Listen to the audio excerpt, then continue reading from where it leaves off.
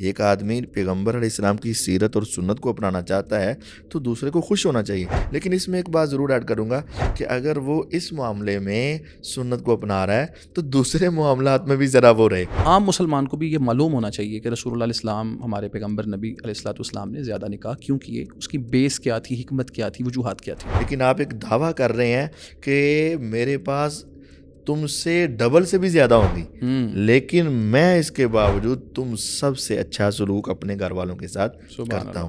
پورا نکاح لوگ غیر شرعی کر کے حق مہر کو بہرحال وہ شرعی تلاش کر رہے ہوتے ہیں۔ ایک تو یعنی شرعی کیا ہے اس کی وضاحت بھی ہو جائے بعد میں، لیکن پہلے یہ واضح ہونا ضروری ہے کہ اللہ کے رسول علیہ الصلوۃ والسلام کی سنت اس میں کیا ہے، آپ کی سیرت کیا ہے۔ وہ تو بیوی کو تیار کر کے خاوند کے گھر میں چھوڑایا کرتے تھے، خود چھوڑاتے تھے، خود جا کے چھوڑایا کرتے تھے، یعنی خاوند کی طرف سے آنے کا کوئی آنے کا رواج تصور ہی نہیں تھا۔ ٹھیک ہے، آپ نے اپنے 11 نکاحوں کو کیسے مینیج کیا؟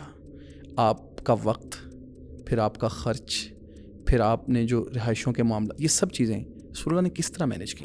ایک بیوی کا سالانہ راشن آپ تصور کریں کہ 250 من کھجوریں ہوتی ہیں اس کے پاس، اور 63 من جو ہوتے، اگر آپ اس کو تقسیم کر کے دیکھیں تو صرف جو ہی ماہانہ 5 من بن جاتے ہیں۔ دودھ پلانا، دودھ تو ویسے ایک ایسی چیز ہے، فرمایا کہ اگر اس کی دعوت ملے تو انکار نہیں کرو، بالکل، لیکن شادی کے موقع پر خصوصی اس کا ذکر ہے۔